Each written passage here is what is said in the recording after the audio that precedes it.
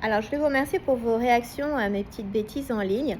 Et effectivement, vous faites bien de me le rappeler. Étiquette numéro 2, nous ne parlons pas de nos ex. Ni vous, messieurs, ni vous, mesdames. Parce que si vous êtes en date avec quelqu'un que vous ne connaissez pas, c'est justement pour apprendre à le découvrir. Donc, on évite de parler de soi, de soi, de soi. On pose un petit peu de questions pour s'intéresser à la personne en face de soi, justement.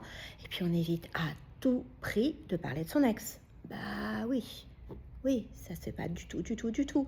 C'est vrai que moi j'ai eu un homme, bon, bien sous tout rapport, hein, il ressemblait pas des masses à sa photo, mais bon, ça on en a déjà parlé.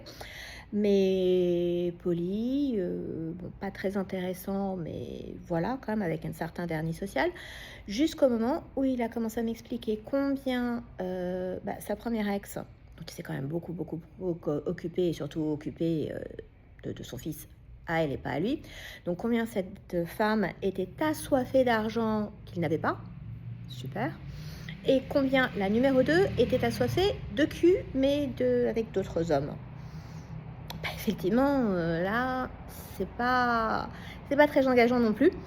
Et alors, l'une d'entre vous m'a dit, mais madame, j'ai ri, mais je suis vraiment désolée, vous avez dû passer vraiment un moment épouvantable et j'en suis sincèrement désolée pour vous, que le monsieur a passé tout le date à lui montrer des photos de ses ex, dont certaines toutes nues.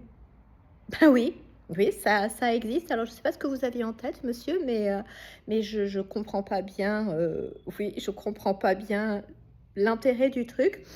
Je me demande même d'ailleurs si nous, on se pointait en date en montrant des photos de nos ex, en ne parlant que de nos ex, mais vous nous prendriez pour des tarés.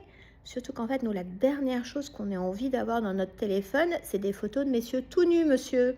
Donc, gardez-le en tête.